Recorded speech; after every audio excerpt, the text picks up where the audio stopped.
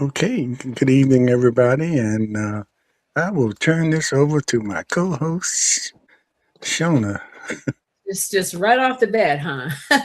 Good evening. Good evening, family.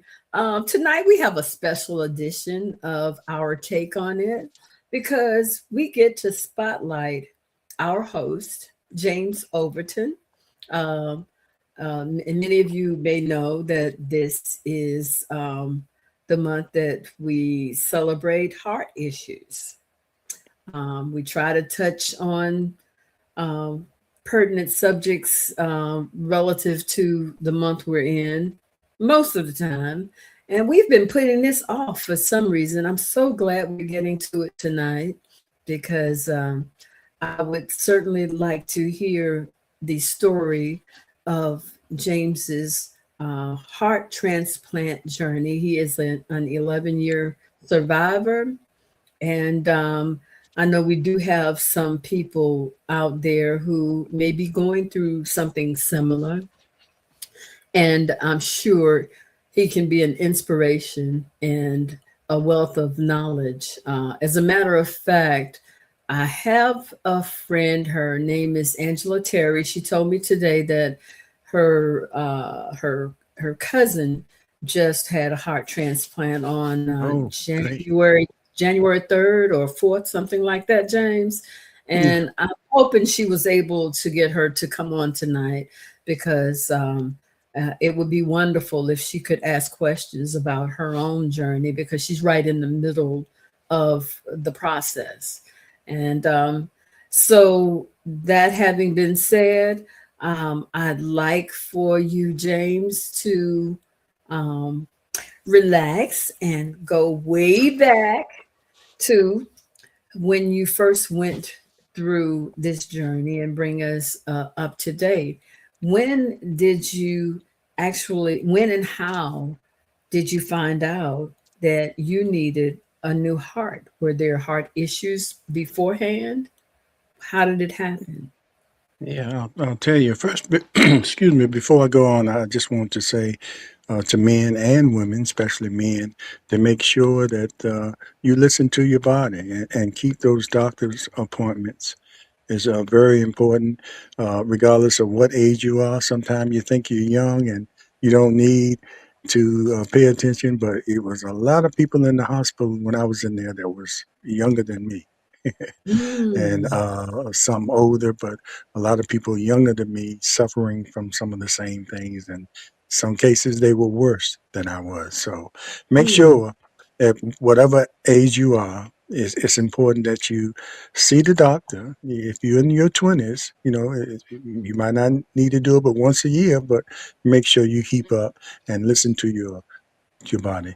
Okay, with that said, thank you, Shona. And yeah, I think one of the first times, and I said that the reason I said that because, I wasn't a good person to listen because when I thought back over it, it was a lot of signs, a lot of things that was going on with me that I wasn't paying attention to. And I was like in my maybe mid to late 40s when I first started. And probably some things were happening before then. Another thing before I go on, your lifestyle. I was a long time smoker. Uh, Alcohol was there, and I guess I'm not putting that down, but in moderation, it could be good, but it could get out of control sometime, and not everybody is um, is born to do that. If you have that kind of addictive personality, where things you don't know how to, you have some people take a drink and that's it, and you got to take three, or you'll sit there until it's all gone. Then right away you might have an issue there, and that's another story we'll talk about. But yes. yeah, so your lifestyle, and how you treat your body and things like that. But I was uh, I was starting to. I was a realtor at the time, and I loved the job of real estate. It was kind of stressful at times trying to get people qualified and make it to that closing table. And in the beginning, I wanted to work with people that had difficulty or were first time homeowners, because I thought maybe they need the opportunity, and some of them didn't think that. So that made the stress kind of worse because some of those people, it was a thin line whether they would make it or not, and even after you went through all those processes, you can work with them for 6 months and then it falls apart because the Mm-hmm. mortgage company says after all that, which they could have said in the beginning, but after all that we went through, said, well, this doesn't work, or the a couple or future homeowners do something that might jeopardize you being qualified all the way through the process. So really stressful. So sometimes, I would really be stressed out because, you didn't get paid until you closed the deal. And Mm-hmm. but most of the work was up front. So it was stressful, and I started noticing that uh, I would have to come on. When you're a full time realtor, you were on your own time, so I could stop by home if I wanted to get lunch or something, if I didn't have something immediate. But I found myself coming home in the middle of the day and just having to lie down and take a nap. Mm-hmm. And I thought, maybe because the stress, and maybe, because I was a late nighter, as far as going to bed. I didn't go to bed early. I said I'm probably sleepy, and my wife thought I was lazy. If she was off, she'd say, "You come here in the middle of the day and want to take a nap," and she thought I was lazy. And I just thought it was something, I was just exhausted. But then I found out it started happening more and more. I needed that break, Mm-hmm. and still not paying that much attention to it or thinking nothing of it. Just getting up, going about my natural real estate days, trying to get, working with several different people, trying to get everybody, trying to get to the closing table, to the payday, you know, and get those people in homes. But, I wanted to get paid too, and I needed to. I had bills. Yes. So uh, this one particular deal we were trying to close, the lawyers were in Chesapeake, the house was in Suffolk, and the mortgage company was in Virginia Beach. So it was a Friday, and if most realtors will tell you they hate to close on Fridays unless they know everything is going to go well, because anything goes wrong and you have to extend it to the Monday, that means all the numbers and figures that they had written up at the closing table changes, because the it's predicated on the tax day and all that stuff. So all that stuff, once the lawyer draws up all them papers, it has to happen that day. So at the last minute, the mortgage company asked, they needed something else from the future homeowners. So I said, wow. I said, and you had to get that into the courthouse and file, once you closed, so all those numbers work That's a before lot they of closed pressure. at 5. Right. So I Yes. went. I drove to Virginia Beach. I'm already sweating. Drove to Yeah. Virginia Beach, picked up the paperwork, and on my way back, I noticed, something going on in the chest area.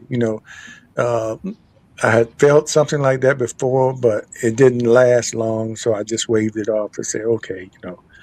But this time it wasn't stopping, and so I said, I pulled off the interstate and went straight to the hospital. I was near Norfolk State, and at that time, Norfolk Community was there. Black-owned and operated hospital, small, but I trusted the doctors there, and they were good doctors. But anyway, I went there, and you know. They said, something's going on, and they suggested I see a cardiologist. Now, that deal, if you want to know, it closed that day because the builder came to the hospital, got the paperwork, and said, "I hope you're better," and moved on. But he Yeah. was concerned, but he wanted to close too. But he came and got that paperwork, and the deal closed. But at Understood. that time, I wasn't even thinking about the deal. I said, "What's Yeah. going on here?" Right. But I was glad to get that check, Shona. After all that effort, but the check turned out not to be as important as once I went to that cardiologist and I saw him, he did his exam and did some tests and everything. So when I did uh, the revisit, so he could tell me about the results. I was saying, "Hey, what's up, doc? How's it going?" And he looked at me with a really stern face. He said, "Well, it's not going too well.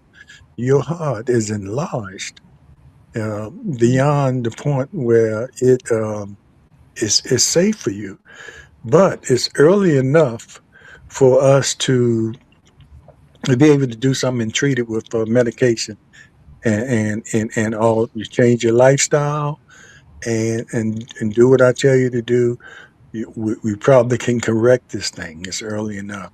I said, "Okay." I said, "Okay." So I had this one pill I had to take every day. Do you know, Shona, I stopped taking that pill and didn't change because I was feeling better. Because I was feeling better, and and this is a cardiologist. This is a heart specialist. And I'm not going to listen to him. So, but I felt pretty good. Like I said, I was in my 40s and still thinking I'm, you know, king of the hill. You have a question? Yes. Mhm. So the day that you had the closing and you felt that in your heart. So when you went to the hospital, did they do something to alleviate what you were feeling that day? No, How just long like how it is when you go to the doctor, you're feeling bad, and when you get there, you don't have the symptoms. Oh, so you were feeling better by the time you I got was to the hospital. feeling better, but I was ready. I wanted to get those tests done. And they did a EKG, uh, Okay. which is why they wanted to send me to the cardiologist because they do a more extensive test on your heart. The EKG shows a little something, but it doesn't tell the whole story. But yeah, Gotcha. yeah, and I was So, feeling better. I was feeling okay. better. So Okay. I then was that's why when I went to the cardiologist, I was in there. Hey, doc, what's going on? that I was thought, about how long after that did you go to the right. cardiologist? Yeah. Well, how long was it? I think I was able, like, unlike today, where you might have to make an appointment for 3 months away. I Yes. think when I made the appointment, um, I got it within the next few days. I got the appointment when I called Okay. his office, and Okay. So now you've uh, gone to the cardiologist. They right. told you it's not good. Your heart is enlarged. You get this pill that you're supposed to take every day, which you did not take. How long I did took it I take? took for a while religiously every morning. Then after a while, I Okay. said I feel okay. Like a lot of people do.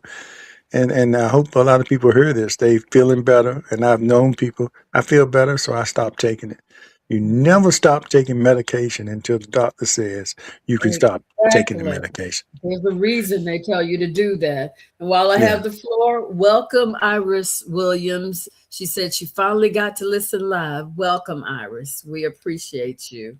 And don't Yes. forget to Welcome. click like and share. Thank you. So now we're not taking the pills. How long was it before you had any sort of adverse reaction once you stopped taking your pills? Right. And let me make it clear too. I did not change my lifestyle, in which Oh, I was still smoking. And I was still with the okay. alcohol. And but by this time, I decided that maybe real estate was a little too stressful, because I was, coming home during the day. I was still, I was new in real estate. Well, I did it for about 5 years, but I was, and that's kind of still kind of new. And my goal was to help all the first time buyers, which I really should have focused also on people that really qualified that were, it's Yes, just, to make and it it would have been easier a, on yourself. right. And it would have been Okay. more of a process that they had to go through because, you can pre-qualify them and find out everything is all right. I wasn't always pre-qualifying. I don't think agents now do anything without pre-qualifying you. I was riding them around in the car, showing them houses and finding out later they were nowhere near being qualified. And I would have to tell them, come back in a year. But anyway, So I thought the stress was maybe a little too much. So I said, well, maybe I can sort of pivot to nothing. I always kind of liked retail, and during this time, Nordstrom was coming to town, which was a big deal for this area. Nordstrom, something we had nothing like Nordstrom. We had a lot of people that would drive to Northern Virginia to shop at Nordstrom. High class, high volume clothing establishment. So they were opening here, and they were looking for. You had to go through several interviews because they were looking for the right people for their establishment. They needed, people that you know you know how you go in some stores now and you wonder what kind of training did they get, but they wanted the right people. So I said, wow, what a great opportunity. I like clothes, and they were looking for people in the custom suits for men, and they had suits. And my goal there was guys tall like me at 6'5" at the time, which was kind Hmm. of still Okay. kind of tall, but Mhm. it was hard for us guys to find everything we wanted. We had to sell for the typical black. Well, anyway, black and brown and gray suits, but we wanted to dress like anybody else. And Nordstrom came there with the extra long suits, which is what I wore. And I said, well, I'll be able to help these extra long guys.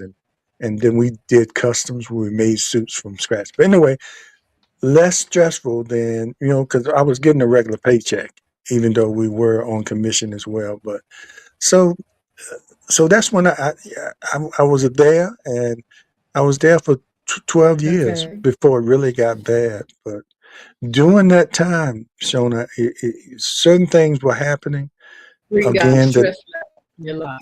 well, it wasn't as stressed. It wasn't as stressful as that, but the physical things started happening, which in the beginning while I was there, I was so focused on being a success there, I was still ignoring things that was going on with me, palpitations of the heart or still getting tired sometimes. And then customers, because after a while you gain a solid customer base, especially in that area I was in, a lot of businessmen, politicians and everything. And they start coming in there and said, James, you feeling okay? Because they would see me on a regular basis. And I thought, I was doing okay, but they were noticing something in my physical appearance that was changing. And I said, "Yeah, I feel fine," And in my mind, And except did those, you in my back of my head, I was saying, except those times I don't feel fine.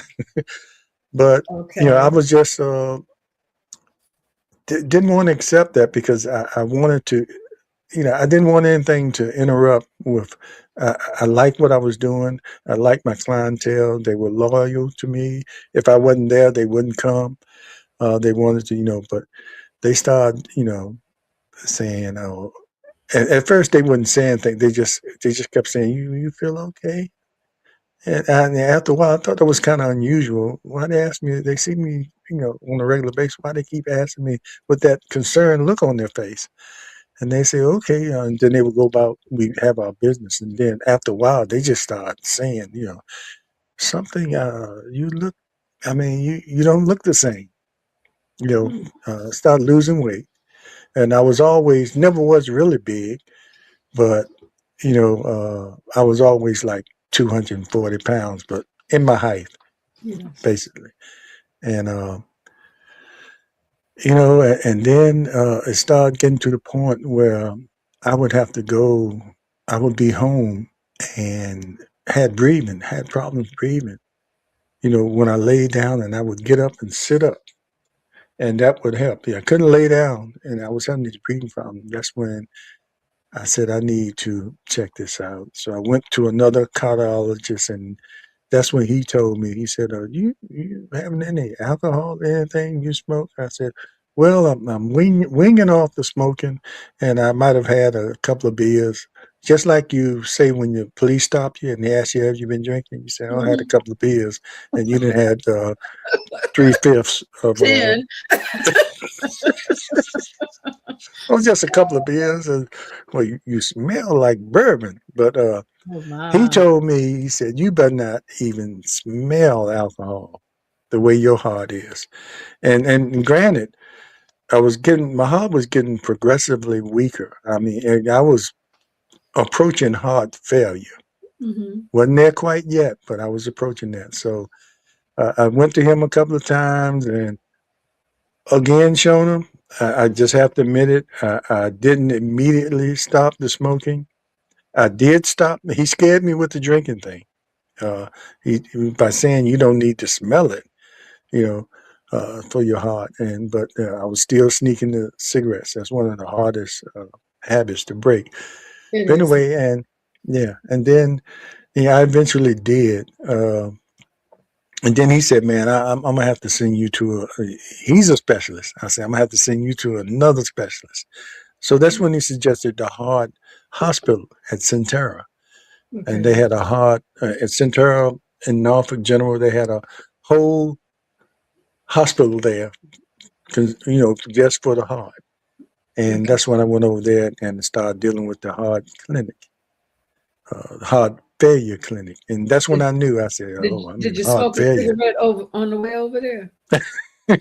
No, no. By that time, I had really put it down because Okay. you know. I'll just throw this in here. While I was working, yeah, I was still working, and I had quit smoking. And then you quit. You smell it on other people stronger. And That's true. I actually, my coworkers, I apologized to them because the the the smell I got from other people, I Yeah. said that was me. And Yes. I'm dressed up in these uh, $1,000 suits. Of course, working there, we didn't have to pay 1,000, but these were those kind of high Yeah. price suits, and not And knowing smelling it, like and cigarettes. I'm smelling like cigarettes, And one customer did tell me, "Hey, when I like you, James, and I want to spend my money with you, but I'm coming back next month. If you smell like that, I'm gonna have to stop working with you because I can't take it." And I think that was one of the things too. He was a good customer, and I lived Wow. in North Carolina, and I did not want to lose him. So that was part of the smoking stop. Okay, I kind of got off track there, but Oh, but that's good. anyway, We need to but know these things, just yeah, like I you mean, mentioned I hope somebody hears that and how important it your is. medication. We do have a one of our viewers, Dr. Tamika Quinn, who Oh said that yes, she stopped taking her medication as well, but it was only 10 days after delivering her daughter before she had the first stroke at age 27. yes, Dr. Quinn, Wanted a to good friend of reiterate. mine. Okay. Oh, Dr. okay. Quinn, we have to have her on here one day. I've had her on my Yeah. other shows, and she has a great story. And she's one of the ones that's doing that uh, is presenting me as the honoree for the Heart Oh. uh, Award. Well, whatever it is that I'll be getting on the 28th What as is it, part of the Dr. function. Quinn? What's the award? uh, she'll put up, and I'm looking for And that feel free her to come on. comments. How about Yeah, that? I can bring you on, Dr. Quinn, if you want to come on. Let me go so I can see her comments as well. Okay, yeah, yeah. To people who smoke, yeah. Well, anyway, while I was still at Nordstrom's, I was kind of getting on the ball as far as listening to my doctors, and it was one of the times I was home and had to go to the emergency room because I was really having some problems breathing and couldn't catch my breath and everything. So I went there and they put me in the hospital, and that's when they decided they need to put a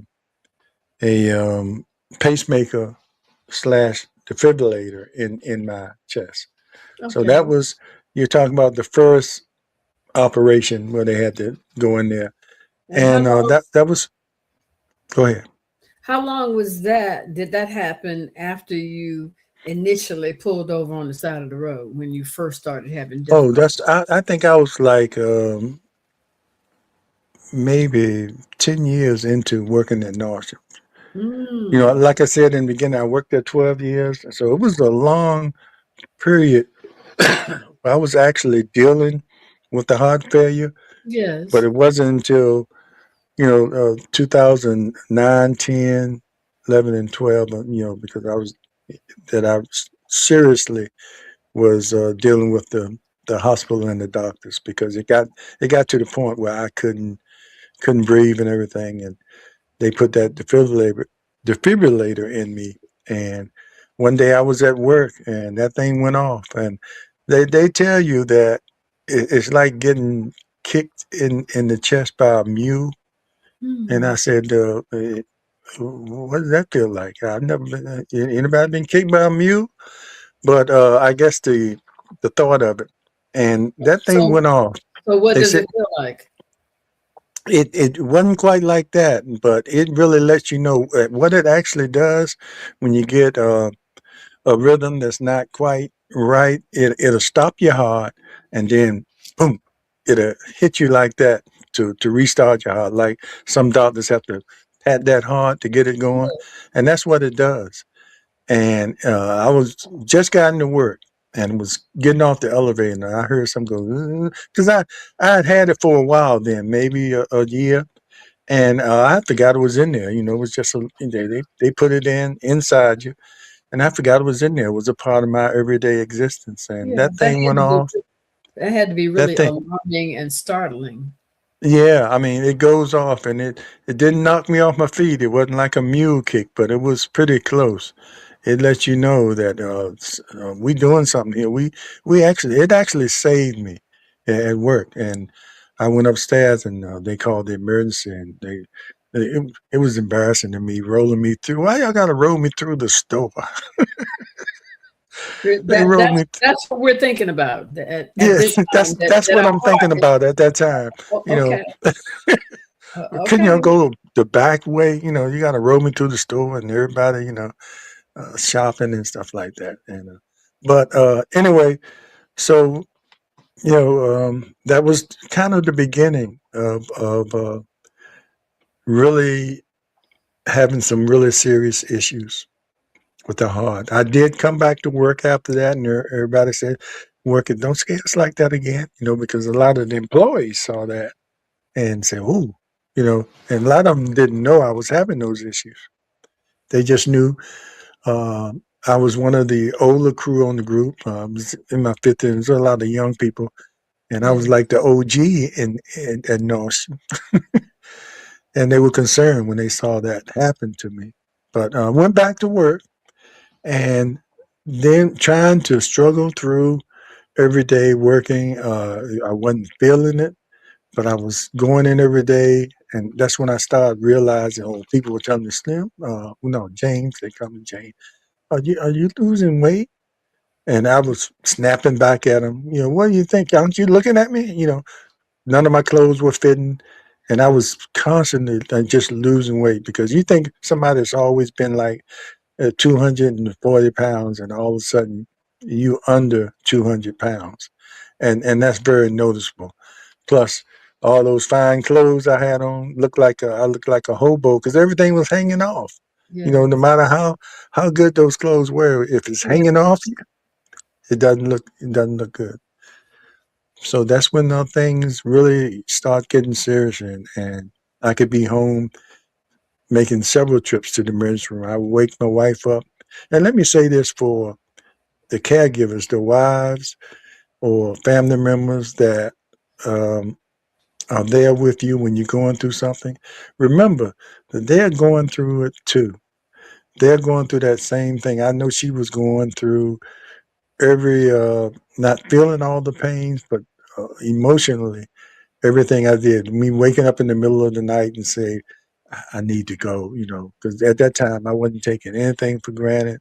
Whatever I felt, If my fingernail was hurting, I said, we got to go to the emergency room. And she'll tell you that now. I went there for everything and be sitting in there with gunshot victims, and Mhm. it would be crazy at night. But so it started getting worse where I started missing days from work, and it got to the point eventually um, I was spending more time at the hospital in the emergency room than at work. And I had to tell them, you know, I think I'm gonna have to let this go and take care of myself and try to live because I would be at work and somebody would come in there fussing because they didn't get the right shirt, you know, and I'm standing there needing a heart, and I'm saying, how important is them getting a shirt, and I'm standing here, I said, let me get out of here before I slap somebody because and seriously, I was,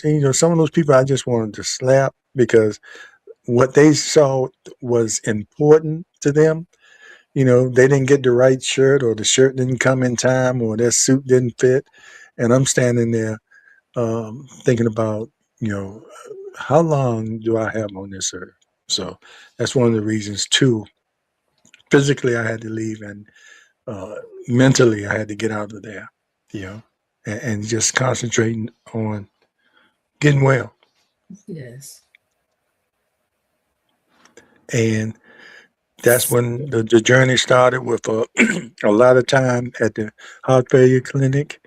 And they had me on medication then, and I was going there feeling pretty good, but I could see the concern of the nurses when I would get there and they would check my vitals and all that. And I was feeling pretty good. Whatever they had me on was sustaining me and keeping me in a good position. And the reason I had to wait because the insurance and people make sure you have the right insurance on your job to cover certain unforeseen things that might happen to you.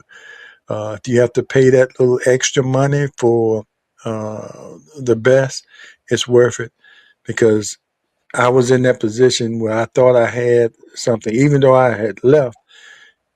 It was supposed to extend a little longer after I had Mm. left, Yes. and I thought I had that, and found out when I needed a heart pump, and my heart had gotten so weak, I needed a heart pump to stay alive until a heart was available, and then I was too weak, even if a heart was available the next day for them to operate on me. So they need to get my strength back up. So I had So an LVAD. at Mhm. what point did they tell you you're gonna need a new heart? It was early on. One of those cardiologists early on, the last one I had in his regular office that sent me to. Remember, I said that he sent me to a even more specialist. He told me, and that's when I tell everybody, and they've heard this story. We was just sitting in there, and he casually said, "You'll be okay. You just need a heart. You just need a new heart." And I thought I had, I didn't know at that time it was that bad. And I said, "Excuse me, I thought I had misheard what he said." He said, "I said you be okay." He was so casual with it, but I guess he Yeah. didn't want to get too dramatic, and I have a heart attack right there in the office for what he told me. But he just told me casually, "You need a new heart." So that's when I knew, and that's when the journey at the heart hospital started, and I knew then, all during that process, at some point, I'm gonna need a new heart. But So I had is to that wait. the point is that the point at which they put you on a list for a new heart? Well, they had the, like I said, I had gotten to the point. I was in heart failure. I was so weak, and I was not a good candidate at that time for a heart. So, um, okay, I'm sorry. So they had to somehow get my strength back up, and that's when they said we're gonna have to either put you on a mechanical heart, which is at that time it was a huge thing where you would be bedridden with it, or we have a heart pump. And the difference between that is which side was worse, the right side of your heart or the left side of your heart Mm, was failing. And if the right side was failing, that was more serious. Well, the left side failing was serious too, but the right side where you had to be on this machine and bedridden, a real large machine that you couldn't just carry around. So okay. fortunately, my left side was failing, so I was a candidate for the heart pump. It's called the LVAD, left ventricular assistance device, LVAD, and Okay. they put it inside you and connect it to your heart, and it sort of regulates you. And you have to have batteries with you all the time, uh, and keep them charged, or the worst could happen. But Mm. that kept me, But I'll go back to the insurance. They wanted to do that operation, but my insurance wouldn't take care of it. And they couldn't. The doctors really wanted to do it, but the hospital wouldn't let them do it because of the insurance. So it took a year for me to get that insurance straight, or for them to declare me disabled in order for me to qualify temporarily for Medicaid. In order for them to have that do that operation. So I was walking around. I don't know if I want to use this term, almost like a dead man walking for a year on medication, you know, hoping, that the process would kick in so I could get this operation. And at the end of that year, where I was getting to the point where I had to be in the hospital, you know, everything kicked in and they were able to put that LVAD in, which made a tremendous difference. I mean, it gave it it it worked for that left side that was failing, So I gained the weight back. I got stronger, uh, and then that failed, and they had to have another open heart surgery to put a different one in. But Mm. and that was the second open heart surgery I had. But then I went on like 3 years with that heart pump and got used to having the batteries. And at night I had to plug myself up to a machine, you know, um, So there was no and mention during this time of having a heart transplant, as long as the machine was working for you. well, yeah, it was. I was getting to the point. I was on the list. They could put me on the list at that time, but the catch 22 thing about that was people that were sicker. Like if I moved up on the list to 10, and people that were sicker would move ahead of me because with the heart pump, I was healthier. And so as long as I had that heart pump, I was healthier. But, that's why I had to go 3 years until I could really, I was on the list for those times. And they were doing everything to try to move me up and get me in a position to get that heart. Even though the heart pump was keeping me alive, they wanted me to have a new heart. Now, some people live for the rest of their life with that heart pump, either because they've aged out, because there's a certain age you get to where you don't qualify to have that transplant operation. I think Wow. it's like 70 or something like that, 68 or 70. And luckily, I hadn't gotten to that point yet. Even after those 3 years, I was still in that age bracket. So, so I had 3 years of living a normal life is just adjusting to that heart pump and always having this little. People thought it was a fashion bag, but that was actually my lifeline. And so I did that for 3 years and still I didn't ever go back to work because I was still Okay. considered disabled. And but it was tough for us because you're trying to live on that disability check. And by this time, Benay had left her job to take care of me. So we were, and then we were going through the savings and then some of the hospital bills that the insurance didn't pay. it was a tough financial period for us, as well as a physical time for me. And even Renee was going through what she was going through, but she was holding out because she wanted to make sure I was okay, take care of me, because she had her physical issues as well. That's love for you. Yeah. Oh yeah, yeah. That's that's the sickness and health part of it. When you make those vows, that's the sickness and health part of it. You were Uh, very uh, fortunate. You yes, have yes, good indeed, support and from a lot of people are. It's a lot of people out here that stick. It's very few that can't take it and they just leave the situation because it's too hard. But most people, they will stick together for each other. If you're still together, they stick together for their stick. It's not always roses and cream. You got to That's a be good tribute to this is Valentine's Day week. Valentine's Day week. Hey, Yeah, Benet gets the bell. yeah. Give her Yeah, the bell. Benet gets the bell. Yes. Wow. I want to. I put up. Oh, the name of, oh, wow. Look at you. Yeah, this is one of those times in the hospital. This is actually after I had gotten the heart, and I think I had gone back for a checkup, Mhm. and one of the nurses, because I didn't even ask this, but one of the nurses said, "Look, you want to hear your new heart?" I said, "Wow, I never thought about that. That's All this amazing. time, I just appreciate it." And that's the first time I'm listening to the new heart. Wow. I kind of jumped to that, but that was actually the first time I That's heard the new good. heart.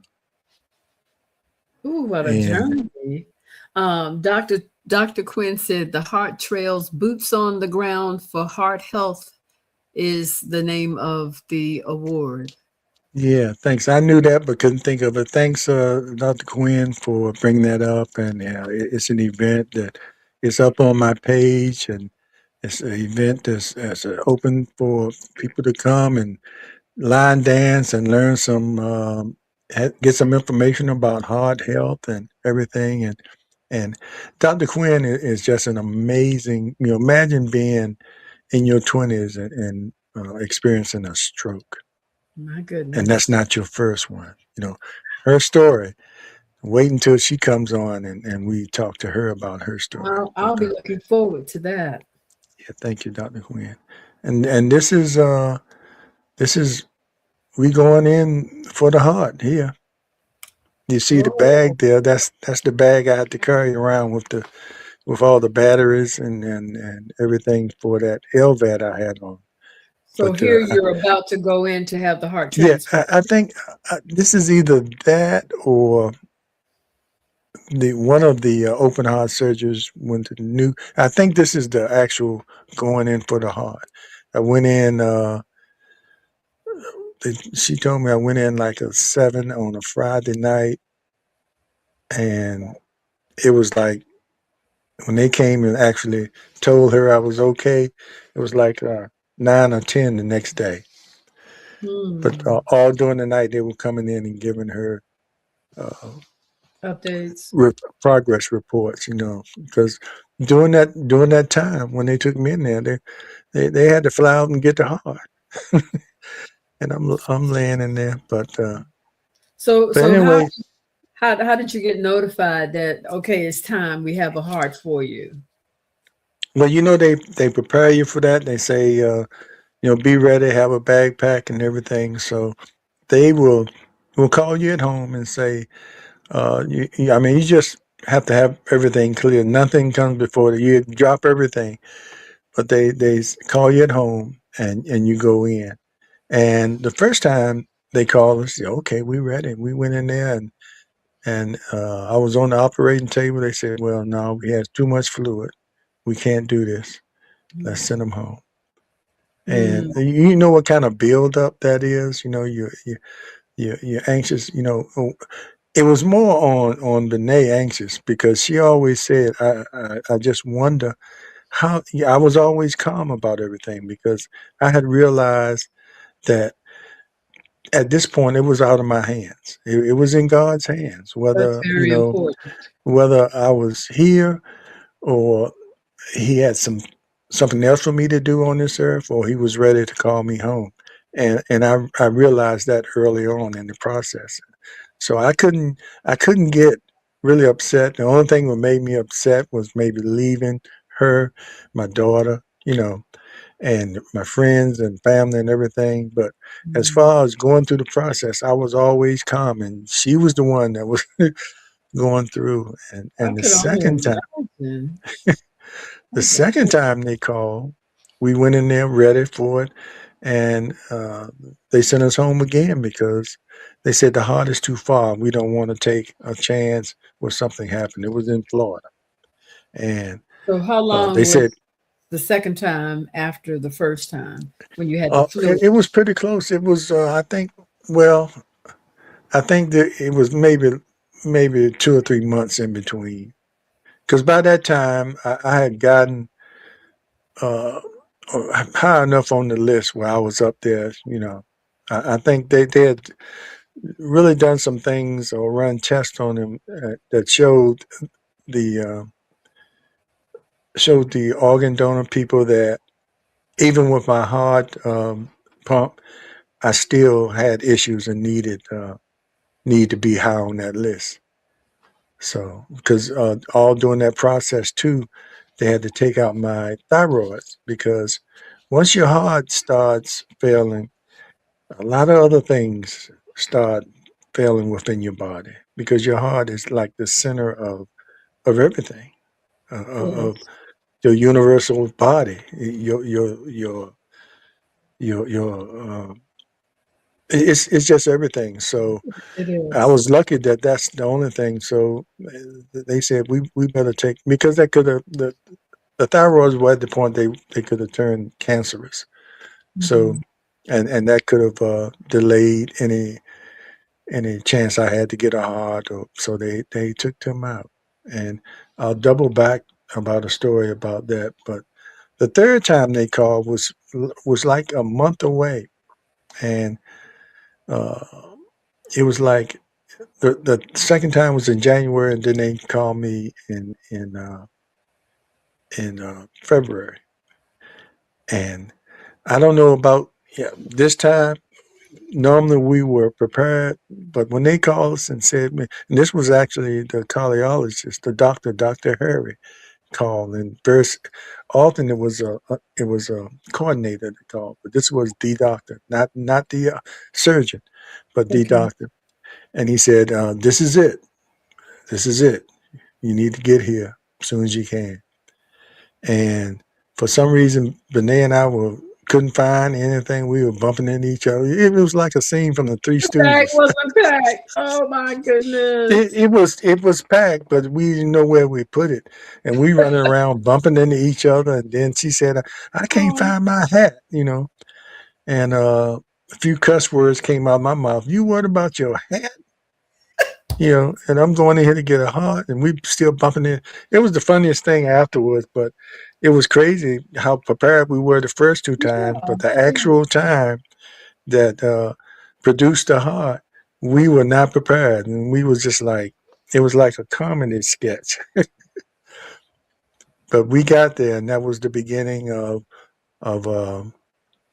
a long process to and receive the heart. And I got to give thanks out to family and friends that stayed with her in that recovery room, in that room where the waiting room for people going through surgery with her, her Absolutely. cousins and things like that. And every time they came in there, you know how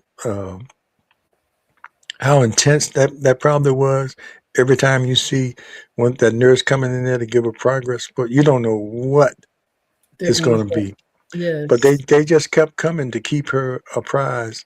There's nothing worse than just waiting hours and hours and not knowing what's going on. And all they were doing was coming in, giving her progress reports, Yes. and said, "Well, the doctor is taking off, and we taking everything. He's prepared."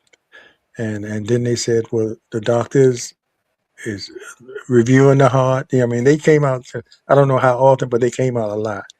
But I know that had to be Yeah, kind of you were scary. a little busy. I was a little busy. I was out of it. I was dreaming about something. I guess living. I guess, but Yes. but if I can go back, I'd like to. Because it was one stint. I was in the hospital almost 5 months, and Mm. that room that I was in was like a. I had it set up. I played jazz in there. Sometimes nurses would come in there and say, "I just need a break. Can I sit in here for a little while?" I was playing jazz, and of course, I was uh, posting every day. My daughter had just introduced me to Facebook before I went in there, so Okay. I was posting every day, uh, just talking about what I was going through daily. What kind of medication I was taking, talking about the nurses and how attentive they were. And this is the fifth floor on the heart hospital where uh, that's where the heart patients are that are getting treated or waiting for transplants. And so we had a little group up there that we got together with. So it was it was an experience, and by being on Facebook every day, people were coming to visit me that I'd never met before because for some reason didn't know I was encouraging people. For some reason, they were watching that, knowing what I was going through, saying, "How is he up here every day?" Telling jokes and talking about the medication he's taking, making him see horses run down the hall, and I That's was just. very important. I was just thinking about everything, and sometime I'll put on these little skits. I still have these videos where I was the professor, and I would be talking all these crazy things. So I did something every day, and in between, I talked about my faith, and just even made up a story about this family called the Blame Me's, Oh, and wow. every day I would type, a story that they went through. They had 9 kids, and all their kids they didn't have names; they were numbers. Like all their kids' name was from 1 to 9. The oldest name was 1. The youngest one name was 9. So Okay. that's that. It was a whole series of that. So people would come in and visit me and say, "You don't know me, but uh, we've been reading your stuff, and we just had to come by and meet you." Wow. And the number of friends that came by, I mean, because a lot of them told me we came here expecting to see someone all wrinkled up and, you know, hooked up and probably sad. And they said by the time we came in here, we left out of here encouraged. I just Wow. had that attitude, and that's what, and they didn't realize that attitude that I had was really helping me. It was helping me there because some nights I had some issues, just am I gonna make it? Uh, you know. So, but Love that. those were very few. I wouldn't let myself get down, and I think this is if you can be going through something, and you have any kind of faith, put a lot of trust in your faith and in yourself and in the doctors, even if you have the faith, in God. God is the one that put these doctors and nurses and surgeons in your way. So not everybody can have Wow. that kind of attitude, but if you can, it But really helps. you have to try. I believe it's your attitude plays a big part in your recovery for Yes. something serious like that. And I want to give a shout out to Dr. Diva. She teaches college classes at night, and she says her students are on a dinner break. so, so she had to catch us. So we're going to have her on too, James. Dr. Diva is mother to Eugene Swinson and Kiki Swinson. I would love to have Oh, all of them on the show at the same time. oh, Yes. that would be lovely. That would be Yes. And lovely. we appreciate her taking time out to try to catch us live. Thank you, Deborah. Appreciate Wow. that. I Yeah. just So want to it's say, Dr. Tamika Quinn says this story is so powerful. Awareness and prevention is key. This is blessing somebody. That is our goal. Thank you, Dr. Quinn. Yes, and Can't wait to have you on. That's Dr. Quinn's goal too. She tells her story often, and her story is really intriguing. And I've had a conversation with her twice on my shows, and each time, I left by there encouraged by her story as well. And Can't wait we've to hear it. uh, we've become friends because of what we have been through I'm sure in our life. And that's a bond that you'll carry for life. yes, indeed, indeed, Let and me I ask you think a we question. Do sure. do do you get any information on where the heart came from or the person it came from? Well, that's one of those things, and I really wanted to, and but most people do, but you have to wait a year after you receive your heart. Yes. You have to wait a year, and uh, then you can contact the family, and then it's up to the family if they really want to deal with that. And it's Okay. nothing wrong. A lot of families do, because you see those stories, those videos where people meeting the donor's family, and the Yes. family feeling a connection to that person because you have a part of that person in you.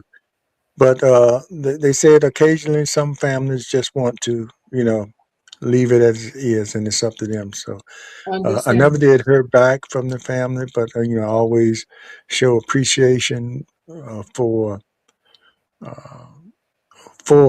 that person being a donor and the family being uh, a part of him and what he did. And he was I did find out he was like 25, and he had at 25.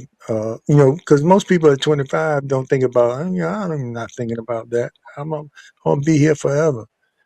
They don't think about signing that donor card or making themselves a donor.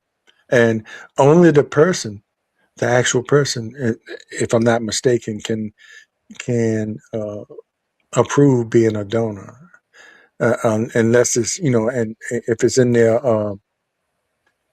in their will. But that person decided that as well. So if you don't, and so you don't see a lot of 20-year-olds or young people like that will So that when you opt to be an organ donor on your license, does that give them license to use your heart? Is there any other? Uh, could there be any other complications where they wouldn't use your heart? Is that all I, that's I needed?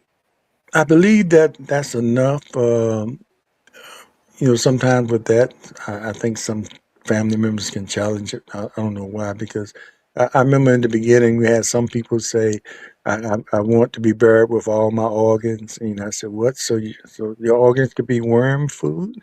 You know, when it could save some other lives. But there's some people for religious reasons or misinformed. I think more people are informed now that they know that that's not something that you have to worry about when you're gone. But it's also good to have a directive if you're dealing with, and hospitals now ask you, do you have a life directive, which is a part of, do you want to be resuscitated if you go through something? Do you want to be on a machine? And I think also you can put in there, you want to be a donor. But I think really, because they stress the license thing so Yeah. much, I think that's enough.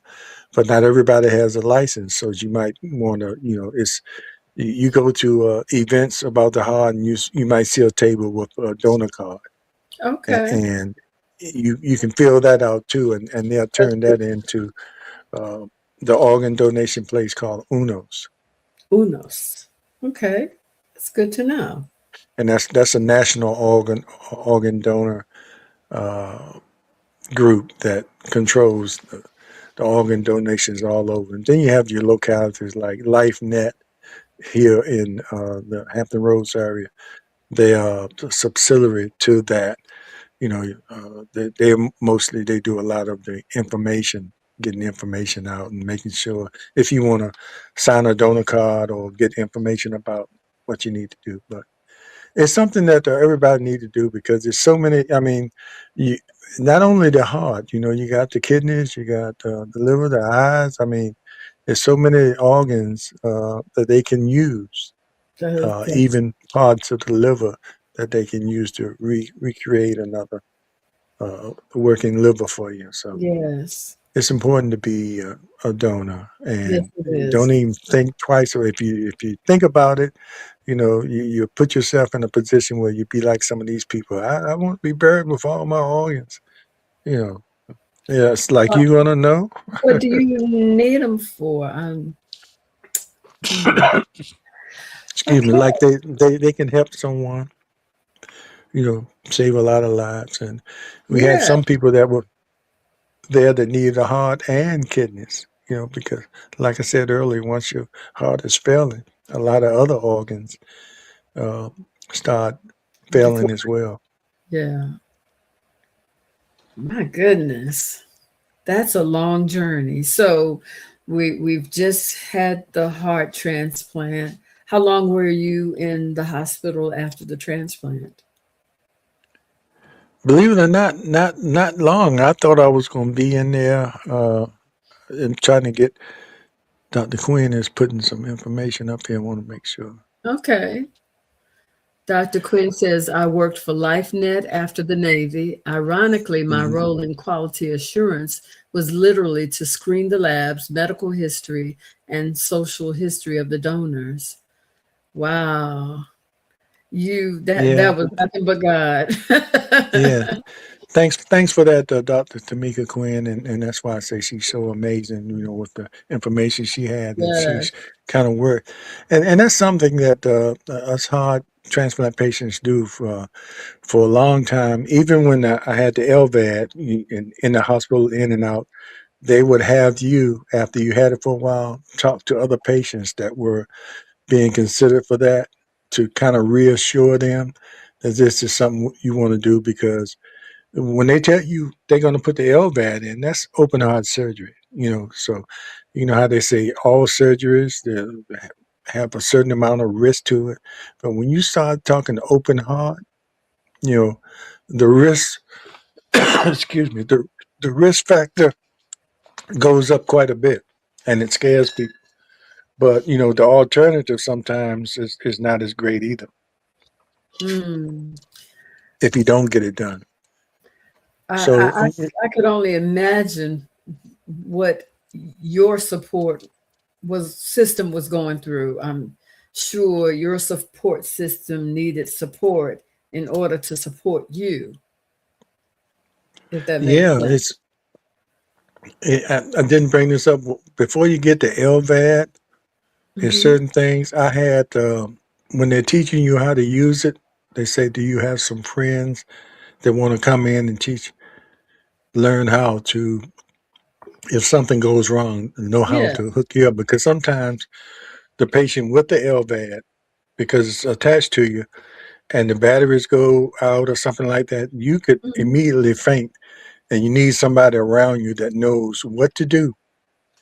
I had about 5 people uh, come to that class. Ray Smith was one of them, uh, and one of Kudos my to Ray. neighbors. excuse me. One of my neighbors and 2 other people, and which was great that they learned because in case I'm somewhere and Benet is not there and I pass out, and these were people that I were around a lot during those times because I was still active with politics and stuff. So Ray came and learned the process, and um, he was always around. That's the way Ray is. If any of our classmates have any issues in the hospital, he's right there. You know, I but have, I'm a part of a Facebook group. I grew up in Portsmouth. Are you in that group? I see that group. I guess I need to join. I guess I Yes, need to join. please do. Yeah. And I posted, the promo about this show, Oh, the okay. the the person who put that group together, Giovanni Alexander, he said that Oh he had yeah, visited you in the hospital when yeah, you he were did. going He did. through that journey. Yeah, yeah. I know exactly. Yeah, he Okay. came there and I think he wrote several posts during that time, Okay. and actually came. And like I mentioned, all the people came. One of the greatest groups that came to see me. Uh, I think Leah Stith had something to do with it, and the band director at the time. Mm-hmm. Uh, the coach of the basketball team at the time brought some Mm. basketball players. I have a picture of that. They came to visit me, Okay, sweet. and it was during the time they were winning those state championships. I think 2013. So I hadn't gotten the heart. I don't think I even had the LVAD, but it was one of those long stays, and they came there, the coach, and maybe about five of the players. And you know that meant something to me as an ex-player for IC Northam to have the Yes. present young players come there and visit me, and the present coach, who's still the coach today, and they gave me a backpack, and they sat down and listened to me lie about my basketball career, and you know that was just a great feeling. And I just had so many. That's why one book could be about those almost 5 months I was in the hospital and the people that came by and the conversations we had and the experiences I had just, during those hospital days and the nurses. And one event I have to tell you about this right after they took the thyroids out. Yes. Sometimes you know what's going on. By this time, I was paying attention to everything. So I wasn't, the thyroids had been taken out and I was feeling kind of a certain way. And I told the nurse, I said, something not right. So she called the doctors who came from the emergency room and they looked down at my throat and everything, said, well, we don't see anything. Everything is all right. And they left. And I said, told the nurse, I said, something's still not right. And that's why it's so good to have those nurses. But she was so persistent because she called back and they said, we didn't see anything. So we're not coming back up there.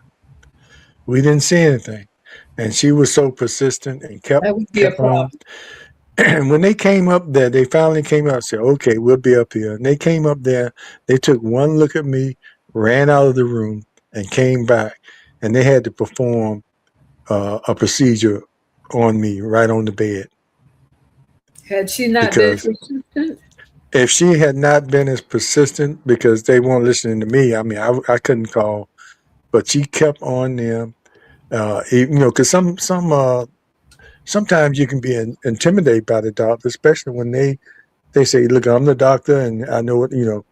But she was really persistent, and they came up there, and it had to be something, when they came and just looked at me and ran out and came back with all this equipment and and had that to that reiterates listen to your body, because you could listen have to just your said, body. okay, Yeah, this yeah, must be normal for me to feel this way after going through right. what I went through.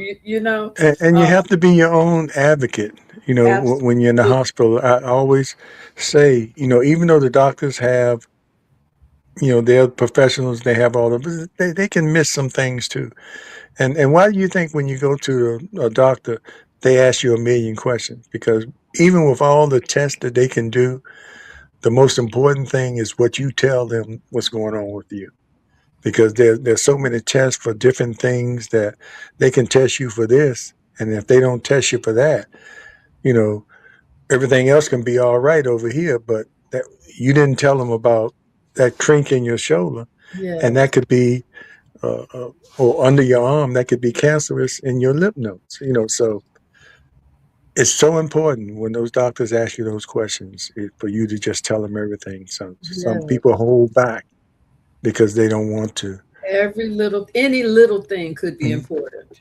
And a lot of people don't want to know if they are having issues. They won't say anything because they don't want to know because they're afraid whatever they learn might be bad. Wow, you cannot live in denial. But I another, do. Oh, I was going to ask about that. So you're, Iris, you're saying that what sounds like that should exist in more jobs, support groups. I think she's probably talking about persistence. Sometimes being persistent, Mm. even beyond medical, some things might be going on that you might have to, something is not right. You know, And again, you have to be your own advocate you have to because be your nothing own is going advocate. to happen if you don't make it happen. And Yes.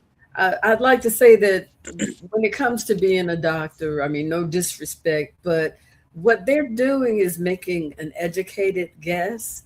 And a Hmm. part of that education that brings them to the conclusion comes from a lot of different places. And part of that, the most important part of that is you. So you need to educate them as well as you can on what's going on with you. Okay. So she says, what to look for to help heart patients. Okay. Okay. Thank you for that, Iris. Um, Man, we could talk about this for days. Yeah, it's was that a question that she was asking?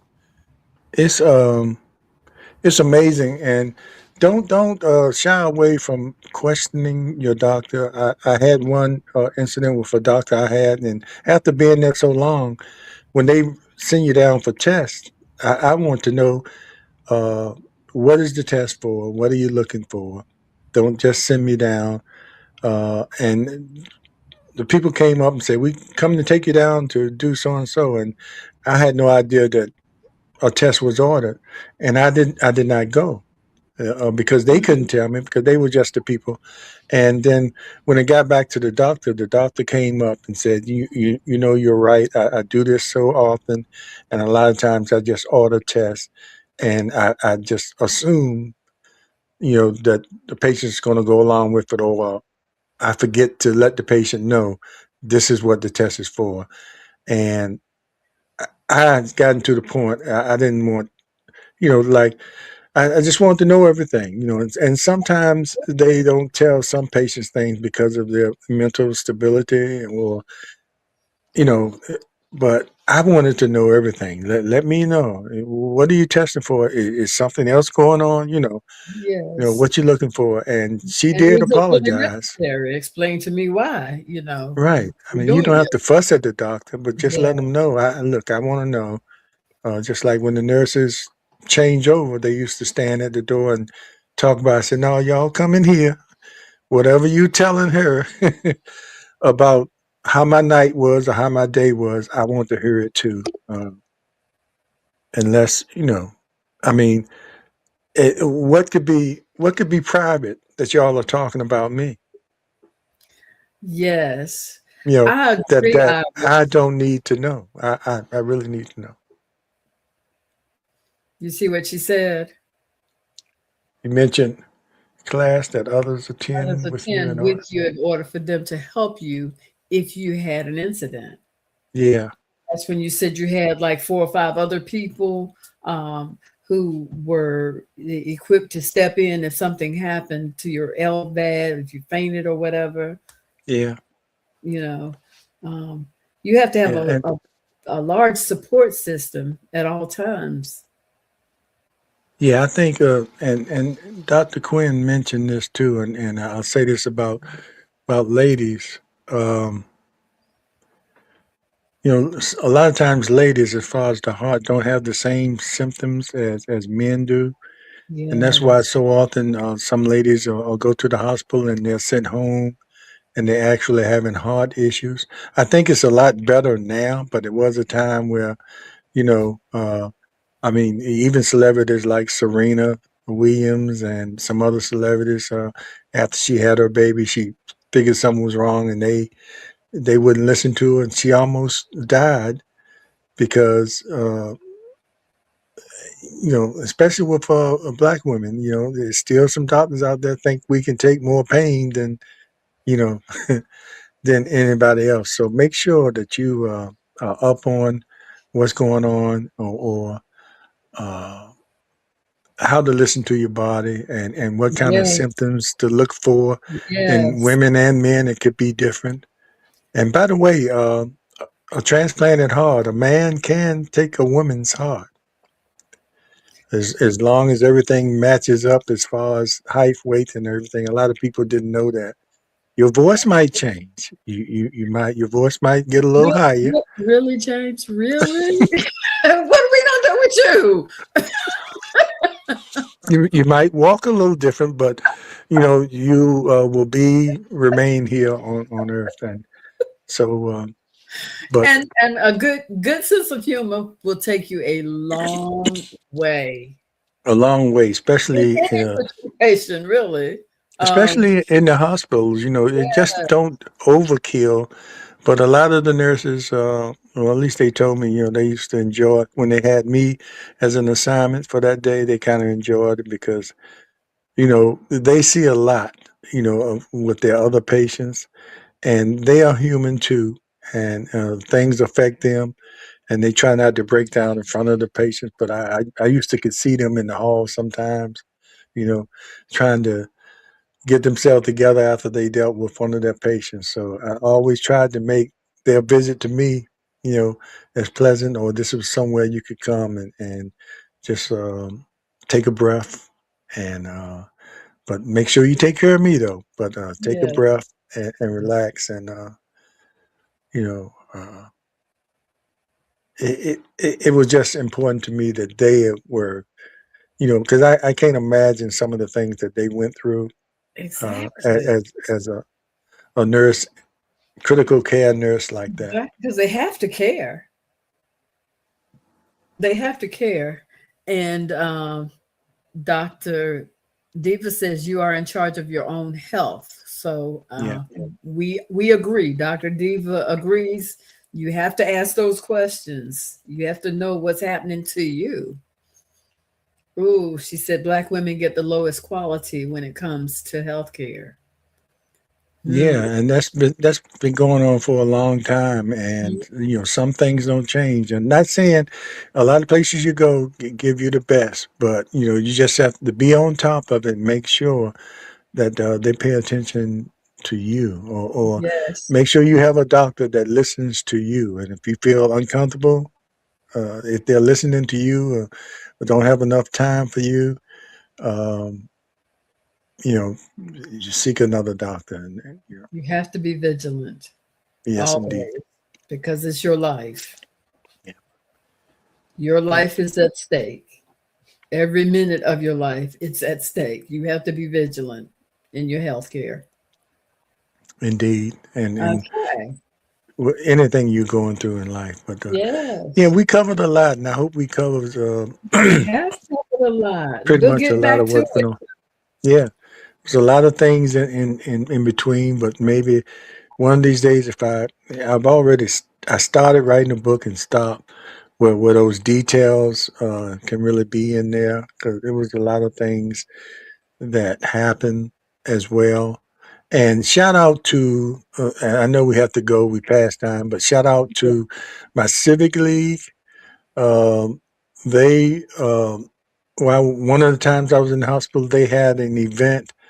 That's why praying for James. And before I forget this, one of the requests my wife made when I first was in the hospital for a long time, for all the people that were my Facebook friends, to replace their little picture with praying for James. And it was Oh, amazing how many people did that until I oh, got the heart. You know, it was like wow. people that had that thing on their Facebook page for 3 years. You know, Hmm. uh, and Civic League had a fundraising event for me called Praying for James, where they had all these people, and it was amazing. I wasn't there, but my brother Ron was there. He came there, and somebody saw him and thought he was me, and said, "I'm so glad you're out of the hospital." I said, "No, that's my brother." Oh, But wow. a lot of city officials came to that event and spoke, because I had worked with a lot of them when I, working on different commissions, and so they raised a nice amount of money and donated to us. And at that same event, my church Grove Church, Grove Baptist Church, called Grove Church now, with Reverend Dr. Melvin Mariner.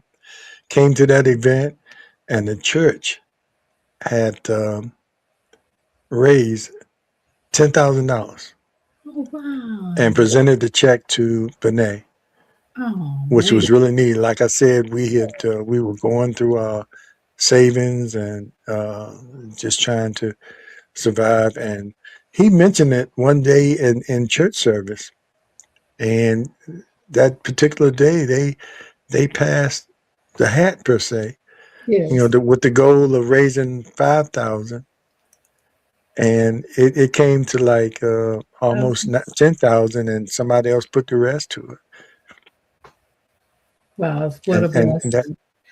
that was amazing, and I expected no less of my church, the church I was baptized and was raised in. It was And amazing what they did in one service.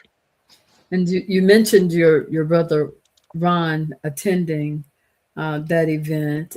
God rest his soul. He passed Yes, away recently, and I would be remiss if I did not offer my sincere condolence on the passing of another brother just a few yes, days indeed. ago. Your Yeah, oldest thank you. Yeah, brother. I'm the last of the four boys, but I'm just glad I had a chance to Wow. meet them. As people know about the adoption story, and for a long time, I did not know I had three other brothers until I was like 21, and then from that time on, I had the chance to have a relationship with the other three brothers. One passed away maybe 7 years ago. It might have been longer than that. And then Ron recently, and then the last few days, my older brother, Butch, we call him, John Goodrich. So gonna miss the guys, but I'm glad I had a chance to. God saw it fit, even though I was adopted, I had a chance to reunite with them and have a relationship with them, which I really enjoyed because as an only kid, I always wanted brothers, and I had them all the time. Yeah. Yeah. And So I that think was it's really amazing your strength and resilience. Just the fact that you're even here on this podcast. You just lost your last living brother. That's just amazing. The way that you tell your story, your calm demeanor, all of that has contributed to your overall health. And I want yeah. to just stress how important that is. Your attitude is one of the most important things that you have to keep on top of. Yes, indeed. I have my moments, but and that's I'm why sure. I wanted to continue to do the show. The show I had scheduled for last night, Coffee Talk, I had to take a break from that. But when I text you, I said, "Well, let's do it. Let's go ahead and do it." Sometimes you just, it's just my way of dealing with some things. Just continuing to do what I have to do in honor of John, who passed away. He had been ill for a while, and but Well, we anyway, no more suffering for him. But thanks for yeah, mentioning that. I almost forgot. yeah. Uh, uh, Bye, Deborah. We appreciate you joining us, and we'll see you soon. yes, yes, and we'll be closing out now. But thanks, Shona, for listening, and you've been wanting to hear the story. I'll put one last picture up since this is Let's see what you got. hot month, but it's also Oh, that's a beautiful picture. Happy Valentine's Day. I love it. I yeah. love This is from some years back. They had a Valentine event in conjunction with hot month. how befitting. And we went to that, and so it was a combination of celebrating Valentine's Day, and a lot of heart patients were there as well. Wow. God is good. Yes, He is, Iris. So that makes you and Benet the king and queen of hearts.